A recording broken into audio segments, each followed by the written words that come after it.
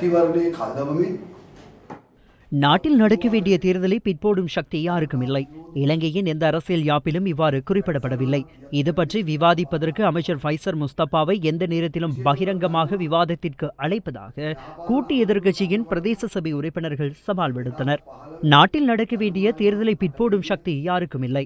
இலங்கையில் எந்த அரசியல் யாப்பிலும் இவ்வாறு குறிப்பிடப்படவில்லை. இது பற்றி விவாதிப்பதற்கு அமைச்சர் ஃபைசர் முஸ்தபாவை எந்த நேரத்திலும் பகிரங்கமாக விவாதத்திற்கு அழைப்பதாக கூட்டு எதிர்க்கட்சியின் பிரதேச சபை உறுப்பினர் சவால் விடுத்தனர். கொழும்பில் இன்று ஒன்றிணைந்த எதிர்க்கட்சியின் பிரதேச சபை உறுப்பினர்கள் ஏற்பாடு செய்த ஊடகவியலாளர்கள் சந்திப்பிலேயே இவர்கள் இவ்வாறு கூறினர். தொடர்ந்தும் அவர்கள் கருத்து தெரிவிக்கையில், நாட்டில் இதுவரை உள்ளூராட்சி மன்ற தேர்தல்கள் நடைபெறவில்லை, தேர்தலை பிற்போடுகிறார்கள்.